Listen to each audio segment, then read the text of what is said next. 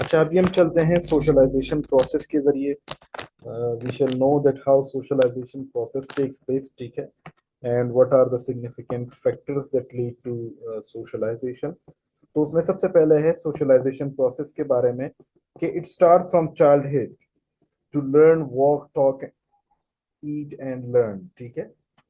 अभी यहाँ पर क्या है, ये एक ऐसा प्रोसेस है जैसे हमने कहा कि it starts with the birth and it is a continuous process, ठीक है। और ये तब तक चलता है जब तक इंसान अपने आप को डेवलप या ग्रो करवा सकता है। तो सोशलाइजेशन हमारी बचपन के साथ ही, जैसे ही एक बच्चा पैदा होता है उसका सोशलाइजेशन का प्रोसेस शुरू हो जाता है, जिसमें वो क्या सीखता है, उसमें वॉक करना सीखता है, उसमें बातें करना सीखता है, उसमें वो सुनना सीखता है, उसमें वो बोलना सीखता है। यानी जो बेसिक जो भी रिक्वायरमेंट्स होती हैं उसकी जिंदगी की, ठीक है, उसके एक जिंदा अपने आप को तस्वुर करने की या अपनी चीजों को आइडेंटिफाई करने की, उस ये सारा प्रोसेस जो शुरू होता है, that is what that starts with socialisation. तो ये चाइल्डहुड से स्टार्ट होता है और इसमें जो है ना सबसे पहले आपको बेसिक चीजें सिखाई जाती है। It starts from primary group through interaction. इसमें क्या होता है कि एक इंडिविजुअल जो होता है या जो एक चाइल्ड होता है वो सबसे पहले अपने प्राइमरी ग्रुप के साथ इंटरेक्ट करता है। प्राइमरी ग्रुप क्या होता है? प्राइमरी ग्रुप, इसके बाद वाला चैप्टर हम पर्सनैलिटी और ग्रोथ के बारे में पढ़ेंगे, उसके बाद हम सोशल ग्रुप्स को पढ़ेंगे। तो primary group is a group where you interact on daily basis, where you have got blood ties with, ठीक है, जिसके साथ आपके ब्लड टाइज मौजूद होते हैं और they are more close to you, they are having more personal relationships with you, ठीक है, जैसे कि आपकी फैमिली होती है, ठीक है। Yes, absolutely, Javed Kakar. Ki man is always in the socialization process. I said it is a continuous process. As a child gets birth until the death, even scientifically it has been proved कि even मरने के बाद भी इंसान के जो है ना वो कुछ ऑर्गन्स ऐसे होते हैं जो कि ग्रो कर रहे होते हैं। लाइक फॉर एग्जांपल हेयर उसका ग्रो करते हैं या उसके नेल्स ग्रो करते हैं, ठीक है, for some particular period of time. तो ये एक ऐसा प्रोसेस होता है कि ये बर्थ से स्टार्ट होता है और ये डेथ पे जाकर खत्म हो जाता है। लेकिन अगर आप इसको इवन एवर लास्टिंग भी कहें तो एवर लास्टिंग भी ये कहना गलत नहीं होगा, ठीक है। तो ये एक ऐसा प्रोसेस है जो कि इंसान के बचपन से शुरू होता है और ये इंसान सबसे इंपॉर्टेंट जो यहाँ पर होता है उसका प्राइमरी ग्रुप होता है। प्राइमरी ग्रुप चूंकि वो सेंटिमेंटली बहुत करीब होता है, उसके बहुत ज्यादा जो है ना लगाव होता है बच्चे के साथ। अभी आगे जाकर मैं आपको बताऊंगा कि किस तरीके से सोशलाइजेशन प्रोसेस में किस तरीके से कि डिपेंडेंस होनी चाहिए, किस तरह रिलायंस होनी चाहिए, किस तरह जो है ना अडल्ट सेटिस्फाई करेगा नीड्स को बच्चे की, इसी तरह किस तरह बच्चा जो है ना वो कुछ सेटिस्फेक्शन प्रोवाइड करेगा अडल्ट्स को, तो वो तमाम चीजें हम देखेंगे, ठीक है। तो प्राइमरी ग्रुप क्या है? प्राइमरी ग्रुप बेसिकली हमारे जो फैमिली होता है या पीयर ग्रुप होता है या जो हमारे नेबरहुड्स होते हैं वो सारे हमारे लिए क्या कहलाते हैं? वो हमारे प्राइमरी ग्रुप कहलाते हैं। इनके साथ जब हम इंटरेक्ट करते हैं तो ऑटोमेटिकली हमारी सोशलाइजेशन प्रोसेस स्टार्ट हो जाती है, ठीक है। And then it might be done through interaction, it might be done through symbols. जैसे फॉर एग्जांपल हम देखते हैं कि साउंड्स, बच्चों को जो है ना शुरू में कोई चीज समझ में नहीं आती लेकिन उनके सामने मुख्तलिफ साउंड निकाले जाते हैं। वो स्माइल का मतलब समझते हैं, वो फ्रॉन का मतलब समझते हैं कि भाई फॉर एग्जांपल अगर कोई शख्स आपको फ्रॉन कर रहा है, इट मीन्स बिसोर रहा है, तो वो किसी चीज को पसंद नहीं कर रहा, ठीक है। तो ये चीजें बहुत इंपॉर्टेंट होती हैं। तो इंटरेक्शन उनके दरमियान बहुत इंपॉर्टेंट काम तो, करता है, ठीक है। It is an identical process that develops and molds infants into behave like others, known as incidental learning और psychological process। ये एक ऐसा प्रोसेस है जिसमें एक इंसान को ये सिखाया जाता है कि वो इंसिडेंटली ऐसी चीजों को सीखे या साइकोलॉजिकली वो ऐसी चीजों को सीखे जो कि दूसरे लोग जिस तरीके से बिहेव कर रहे हैं। फॉर एग्जांपल जैसे हमने कहा है कि हम अक्सर एक जब हम क्रिमिनोलॉजी पढ़ते हैं तो क्रिमिनोलॉजी में हमारे सामने एक कंसेप्ट आता है कि crime is a social construct, ठीक है। Crime is a social construct, crime is a social construct. इसी तरह ये अक्सर जो है ना जेंडर के लिए भी यही चीजें वो की जाती है कि जेंडर भी क्या होता है, जेंडर भी सोशली कंस्ट्रक्टेड होता है। अभी यहाँ पर सोशली कंस्ट्रक्ट से मुराद क्या है? कि यार कोई भी चीज जो है ना इस तरह नहीं कि बाय बर्थ या किसी हार्ड एंड फास्ट रूल के जरिए से ही पहले से बता दिए गया होता है कि भाई ये चीज सही है, ये चीज गलत है, ये चीज इस तरह होगी, ये चीज इस तरह होगी। नो, ये क्या होता है, ये सोशली कंस्ट्रक्ट होता है, माशरा हमें बताता है। फॉर एग्जाम्पल, हर माशरे में आपके जो रूल्स होते हैं वो अलग होते हैं। मिसाल के तौर पर हम डेविएंस की बात करते हैं, ठीक है, हम थोड़े से रूल्स एंड रेगुलेशन की तरफ आते हैं। एक शख्स है, मेरा क्वेश्चन आप लोगों से है, एक शख्स है, वो घर से बाहर निकलता है और घर से बाहर निकलने के बाद वो एक शख्स को कत्ल कर देता है, ठीक है। तो जब वो उस शख्स को कत्ल करता है तो स्टेट क्या करेगी उसको? क्या उसके इस एक्शन को प्रेस करेगी या वो उसको डिस्कार्ड करेगी और उसको सजा देगी? व्हाट डू यू से? अगर एक शख्स ने कत्ल किया, किसी भी क्राइम, कोई भी क्राइम उसने कमिट किया, तो वो स्टेट उसको क्या करेगा? Come on, reply to me in the chat box. He will be punished, he will be punished ना। रॉबर्ट के मार्टन यही कहते हैं कि ही विल बी रेट्रीब्यूटेड, उसको ठीक ठाक जो है ना सजा दी जाएगी। लेकिन ऑन द अदर हैंड, अभी देखिए मैंने आपको कहा ना कि ये क्राइम या जो हमारा जो जेंडर होता है ये सोशली कंस्ट्रक्ट होता है कि हमारा माशरा उसको बताता है कि whether this action is acceptable और नॉट। अभी यही एक शख्स है, ये शख्स एक फौजी होता है और वो बॉर्डर पे जाता है और उस बॉर्डर पे एनिमी के, फॉर एग्जांपल पाकिस्तानी सोल्जर है, वो चला जाता है बॉर्डर पे और बॉर्डर में जाकर अपोजिशन यानी इंडिया का, अफगानिस्तान का या किसी भी ऐसे मुल्क का जो कि पाकिस्तान के खिलाफ है या जो कि इसके साथ लड़ाई में, और वहां पर एक किसी दूसरे फौजी को कत्ल कर देता है, तो उसको यहाँ पर फिर पाकिस्तान में क्या उसको सजा दिया जाएगा या उसको एक रिवॉर्ड दिया जाएगा? व्हाट डू यू से? What will he be given? Come on, quickly.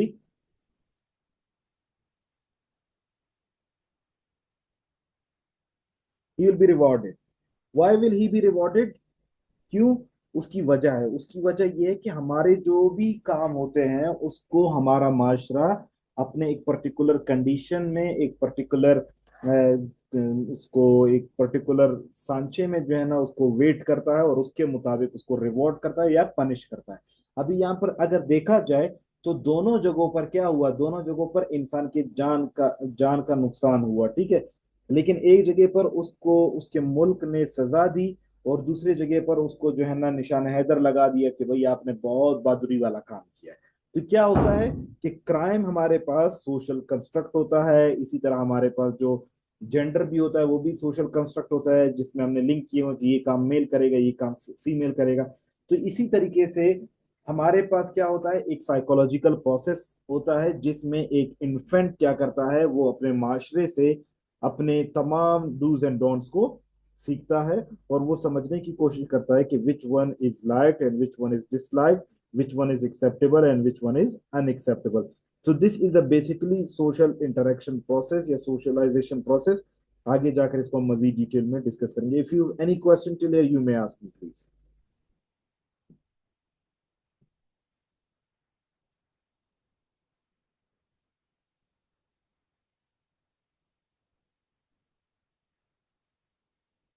Yes absolutely. देखें, रिमेंबर वन थिंग, यहाँ पर दो चीजें हैं। एक, फॉर एग्जांपल यहाँ पर आपके नॉलेज के लिए कि हमारे पास जो हमारे जो कंट्रीज हैं, ठीक है, जो, तो उसमें हमारे पास जापान जो है, वो जापान क्या होता, जापान जैसे ही बच्चा पैदा होता है तो उसकी एज वो पैदाइश के साथ ही 1 ईयर उसको डिक्लेयर कर देता है कि ही इज 1 ईयर ओल्ड, ठीक है। अभी देखें सोशलाइजेशन क्या है, सोशलाइजेशन लर्निंग प्रोसेस है। अगर वो, for example, as the sperm and ova, ठीक है, मेल का स्पर्म, फीमेल का ओवा, जैसे ही वो आपस में मिलते हैं जाइगोट डेवलप उसमें होता है। जाइगोट के बाद जाइगोट आहिस्ता आहिस्ता एम्ब्रियो की शक्ल इख्तियार करता जाता है, ठीक है। और इस दौरान उसमें बहुत सारी जेनेटिक म्यूटेशंस होती है, उसमें बहुत ज्यादा डेवलपमेंट आती है। जो प्रोसेसेस शायद अगर आप में से कोई साइंस सब्जेक्ट वाला है तो वो आपको बता सकेगा अच्छी तरीके से कि मीओसिस और माइटोसिस का कंसेप्ट चलता है, ठीक है।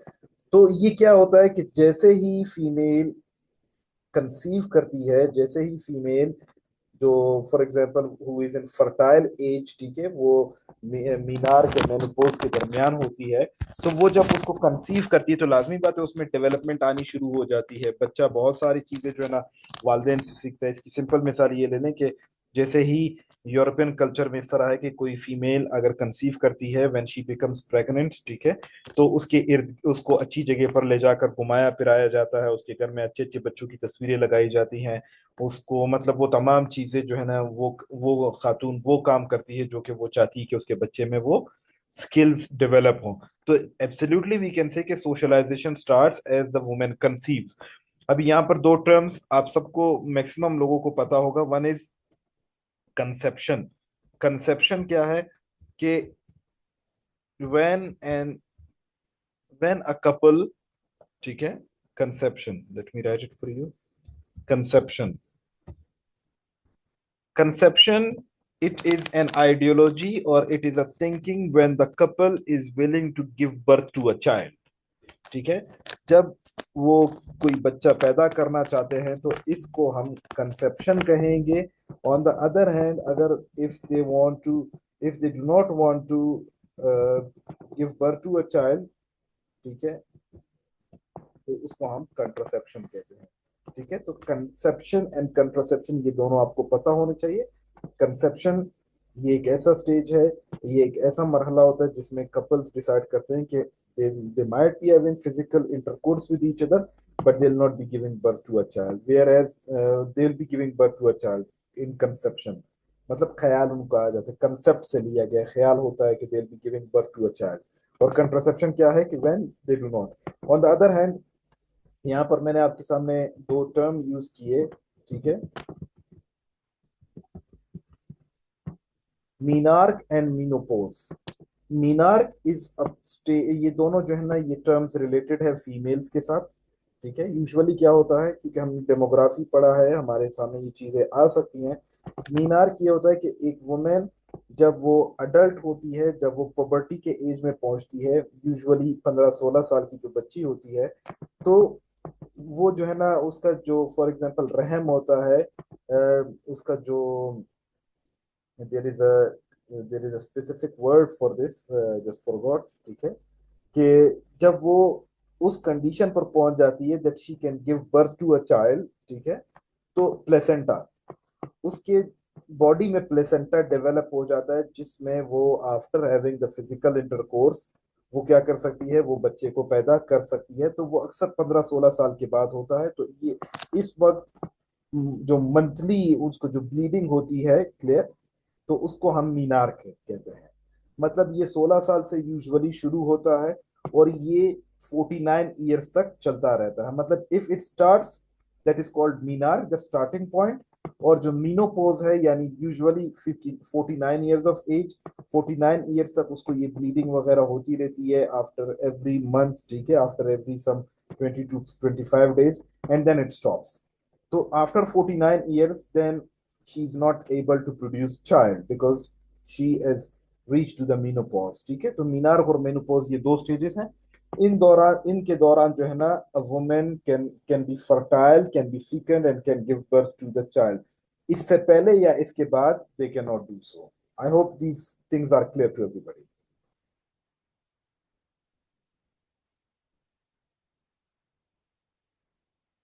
Clear? We go ahead. Quickly, please drop me yes so that we can go ahead.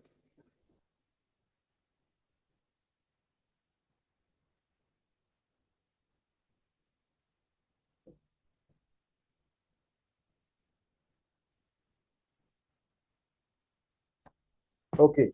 Now we shall be going ahead towards, there are four conditions, ठीक है, जिससे हमें ये पता चलता है कि सोशलाइजेशन प्रोसेस चल रहा है। Four condition for identification of the socialisation process, कि चार ऐसे कंडीशन है जिससे हम सोशलाइजेशन को हम ये समझ सकते हैं कि यार अच्छा सोशलाइजेशन का प्रोसेस चल रहा है, प्रोडक्टिव चल रहा है, और चल भी रहा है या नहीं चल रहा, उसकी श्योरिटी के लिए चार कंडीशंस को हम देखते हैं।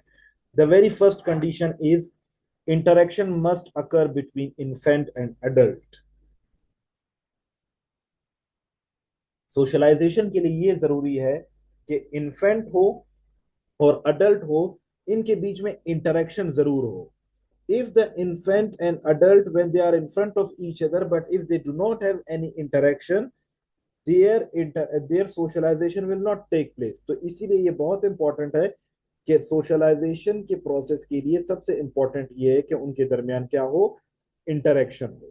दूसरा, the adult must be able to satisfy the infant, यानी वो अडल्ट, इधर मेल और फीमेल, यूजुअली मदर्स के बारे में कहा जाता है कि mothers if they can feed their children, their babies, ठीक है, तो वो क्या होता है, they must be able to satisfy, यानी उसकी तमाम जरूरियात को पूरा कर सके, उनको गाइड कर सके, उनको उसको प्रॉब्लम से निकाल सके, उनकी जरूरियात को पूरा कर सके, एंड सो, ठीक है. तो जो भी नीड्स होती हैं, जो भी इंफेंट की जरूरियात होती हैं, जो भी मेजर चीजें होती हैं, उन सबको सेटिस्फाई कर सके. अडल्ट में ये होना जरूरी है. जैसे फॉर एग्जांपल आजकल हम देखते हैं children usually they require, ठीक है, they require attention, they require time, they require socialization process, they require personality development. बहुत सारी चीजों की उनको जरूरत होती है. दे रिक्वायर केयर, ठीक है, तो ये तमाम चीजें मौजूद होती हैं. तो the adult must be able to satisfy infant, ये जरूरी है कि अडल्ट क्या करे, उसके नीड्स को सेटिस्फाई करे. And then dependent relationship must be develop between both. It means कि कोई भी बच्चा हो या अडल्ट हो, उनके दरमियान में डिपेंडेंसी मौजूद हो, यानी for some particular purpose the child will be dependent on adult, and for some particular purposes the adult will be responsible dependent on the infant. अभी हम किस किस किस्म की डिपेंडेंसी हम शो कर सकते हैं. फॉर एग्जांपल कि एक बच्चा है, वो फीडिंग के लिए अपनी माँ पर इन्हिसार कर सकता है, ठीक है, वो प्रोटेक्शन के लिए अपने वालिद पर इन्हिसार कर सकता है, वो फूड के लिए अपने वालिद पर इन्हिसार कर सकता है, एंड सो बहुत सारी चीजों पर डिपेंड करता है. इसी तरीके से वालदेन क्या करते हैं, वालदेन बच्चे पर इसलिए डिपेंड करते हैं कि भाई for example they all should be together, they should have love sympathy, उनकी जो है ना जो लाइनेज है, जो शजर नसब है वो बढ़े. तो इस तरह की बहुत सारी उसमें क्या होती है, डिपेंडेंसी होती है.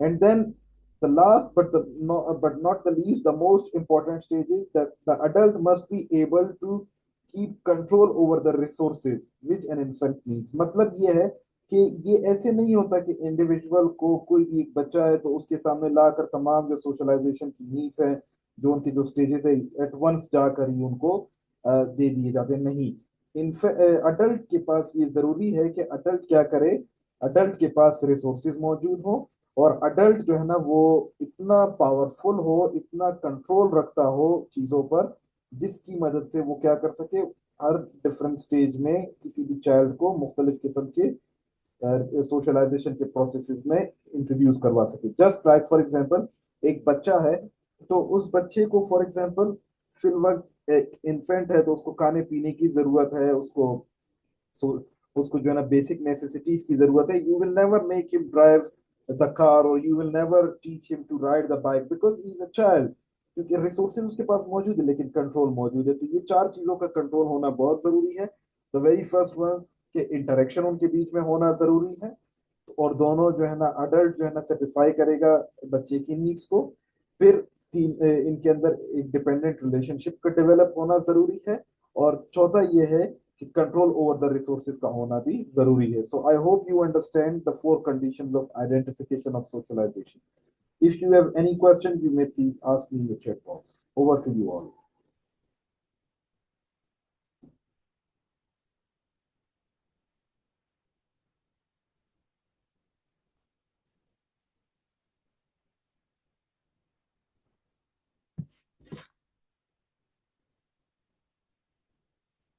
Okay, I hope it's clear to everybody.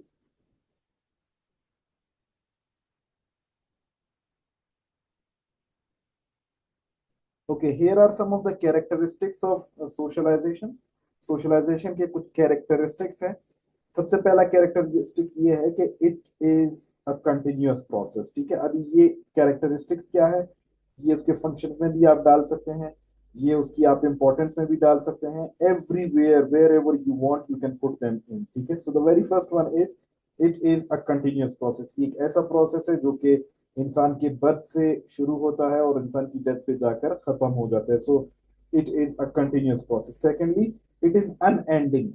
मतलब ये एंड नहीं होता, and depends upon various stages of life, और हर स्टेज में ये वेरी करता है कि कहीं पर जो सोशलाइजेशन है वो बहुत तेज होती है, कहीं पर बहुत स्लो होती है, कहीं पर जो है ना डायरेक्ट सोशलाइजेशन होती है, कहीं पर इनडायरेक्ट सोशलाइजेशन होती है, कहीं पर फॉर एग्जांपल आपका उस सोशलाइजेशन के प्रोसेस पे कंट्रोल होता है, कहीं पर नहीं होता। तो इसलिए ये एक अनएंडिंग प्रोसेस है, और ये मुख्तलिफ स्टेजेस में मुख्तलिफ उस पर डिपेंड करता है। It converts a biological being to a human being, ये बायोलॉजिकल बीइंग को ह्यूमन बीइंग में कन्वर्ट करता है, क्योंकि उसको तमाम नॉर्म्स एंड वैल्यूज सिखाता है, उसको कल्चर सिखाता है, उसको ट्रेडिशन सिखाता है, और उसको वो तमाम आइडियाज सिखाते हैं that are required for a productive human being, ठीक है। And then it clears roles and statuses that to make someone more effective. अभी यहाँ पर क्या होता है, रोल्स एंड स्टेटसेस को डिफाइन किया जाता है, क्योंकि रोल्स एंड स्टेटसेस को जब आप डिफाइन कर लेते हो कि क्या चीज पॉजिटिव है, क्या चीज नेगेटिव है, what is like, what is dislike, what is acceptable, what is not acceptable, ठीक है। तो ये क्या होता है, इसकी वजह से इंसान अपने रोल्स एंड स्टेटस को अच्छी तरीके से समझ लेता है, और वो अपने आप को ज्यादा सूझबूझ शहरी साबित कर सकता है, और वो एक अच्छा सिटीजन के तौर पे अपने आप को इंट्रोड्यूस करवा सकता है। It helps in healthy growth of personality and behaviour.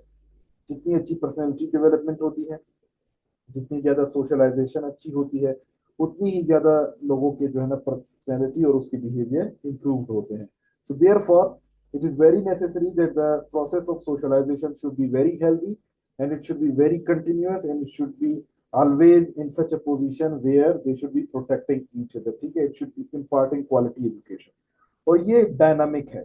Dynamic ये है कि ये वेरी करता है from person to person and society to society. ये जरूरी नहीं है कि हर इंसान में इसकी रफ्तार एक ही हो, हर इंसान जो है ना एक साथ ही एक ही जगह पर जो है ना सारे फॉर एग्जांपल सोशलाइज हो, नहीं। ये डायनामिक है, ये चेंज होती रहती हैं। ये कहीं पर एक शख्स है वो बहुत तेजी से चीजों को सीखता है, और दूसरा शख्स है वो बहुत आहिस्ता से किसी चीज को सीखता है, ठीक है। कहीं पर किसी चीजों की जरूरत पड़ती है, कहीं पर किसी चीज की जरूरत नहीं पड़ती। तो यहाँ पर क्या होता है, ये वेरी करता है, therefore this is dynamic. And then it helps us in transmission of culture, ये हमें मदद करता है सोशलाइजेशन के जरिए से ही हम इनफॉर्मली अपने माशरे में अपने कल्चर को ट्रांसफर कर रहे होते हैं, अपने अपकमिंग जनरेशन को ये चीजें सिखा रहे होते हैं। जस्ट बिकॉज ऑफ दिस हमारा कल्चर क्या करता है, फ्लोरिश करता है। हम अपनी लिटरेचर के जरिए से, हम अपने आइडियाज के जरिए से, हम अपने कल्चरल रिचुअल्स के जरिए से, हम अपने आसपास की जिंदगी के जरिए से हम क्या करते हैं, हम अपने कल्चर को ट्रांसमिट करते हैं अपने अपकमिंग जनरेशन में। It it develops responsibilities and interest. ये सोशलाइजेशन के जरिए से ही हम अपने रिस्पॉन्सिबिलिटीज को डेवलप करते हैं, अपने इंटरेस्ट को डेवलप करते हैं। फॉर इंस्टेंस कि अगर आपको कॉम्पिटिटिव एग्जाम्स का के लोगों के साथ, ऐसे ही ग्रुप के लोगों के साथ अगर आप उठते बैठते हो, तभी आपको पता चलता है कि what is competitive exams, how you need to appear, how need to prepare, ठीक है। तो ये आपका क्या है, ये आपकी वो तमाम चीजें ही सिखाई जाती हैं through the process of socialisation. इसी तरह जब आप सिस्टम में होते हो तो आप आहिस्ता आहिस्ता चीजें सीख रहे होते हो। ये ऐसा है कि जैसे अनकॉन्शियसली पहले दिन जब आपने बाइक चलाना सीखी, या पहले दिन आपने गाड़ी चलाना सीखी, तो आपका सारा ध्यान रोड पे और सारा ध्यान आपका स्टीयरिंग पे था। लेकिन with the passage of time, आज जब आप वही बाइक चलाते हैं या आज आप वही गाड़ी चलाते हैं, तो आप किसी चीज के बारे में नहीं सोचते। तो ये क्या है, ये हमारे पास इंटरेस्ट और रिस्पॉन्सिबिलिटीज को डेवलप करवाते हैं। इट हेल्प्स टू अडॉप्ट और विड्रॉ वेरियस ट्रेड्स, ठीक है। ये हमें एवरी नाउ एंड देन ये हमें ऐसी चीजें सिखाती हैं, जो जरूरत की चीजें होती हैं उसको हम अडॉप्ट करते हैं, और जो जरूरत की चीजें नहीं होती उसको हम विड्रॉ करते हैं। तो ये तमाम हमें सोशलाइजेशन के जरिए से ही सिखाते हैं। It gives freedom and exposure to quality and standard. Socialisation के जरिए से क्या होता है कि हमें ज्यादा एक्सपोजर मिलता है, हमें ज्यादा ग्रोथ मिलती है, हमारी ज्यादा फ्रीडम होती है। फॉर एग्जांपल आपके मीडिया के सोर्सेज को इस्तेमाल करते हो, प्राइमरी सोर्सेज होंगे, सेकेंडरी सोर्सेज होंगे, उसके जरिए से आप बहुत सारी चीजों को सीखते हो। तो इसके जरिए से इंसान अपनी क्वालिटी लाइफ को भी मेंटेन करता है कि एक चीज इस तरह होनी चाहिए, एक चीज किसी और तरीके से होनी चाहिए। तो इसके लिए एक्सपोजर भी आपका सोशलाइजेशन के जरिए से ही होता है। It makes an individual obedient and forces him to know the values. तो ये हमें क्या करता है, ये एक रिप्रेसिव सोशलाइजेशन, आगे जाकर मैं इसको टाइप्स में भी पढ़ाऊंगा कि बाज औकात हमें जो है ना हमारे माशरे में रूल्स एंड रेगुलेशन को फॉलो करवाने के लिए हमें जबरदस्ती कुछ रूल्स एंड रेगुलेशन सिखाए जाते हैं, फॉलो करवाए जाते हैं, ठीक है। और हमें बहुत सारे चाहते हुए ना चाहते हुए हमें लॉ अबाइडिंग सिटीजन बनाया जाता है। तो ये क्या है, हमारे पास ये रेप्रेसिव सोशलाइजेशन भी चल रहा होता है। It teaches us the basic discipline of life. ये हमें डिसिप्लिन बनाता है, ठीक है। ये हमें जिंदगी गुजारने के तरीके सिखाता है, जिसमें हम अपने जिंदगी को अपने माशरे के मुताबिक गुजारते हैं। और ये फॉर्मल तरीके से भी हो सकता है और इनफॉर्मल तरीके से भी हो सकता है। तो I hope these characteristics are clear. आप इसमें मजीद एडिशन भी कर सकते हैं। If you have any question in the characteristics you may please ask me right now quickly. If not we shall end this lecture here. इंशाल्लाह कल के लेक्चर में फिर हम मजीद इसके टाइप्स को पढ़ेंगे, हम इसकी एजेंसीज को पढ़ेंगे, फॉर्मल एजेंसीज और इनफॉर्मल एजेंसीज को, इसके एडवांटेजेस को पढ़ेंगे, and we shall end this chapter tomorrow. Anything if you want to ask so far?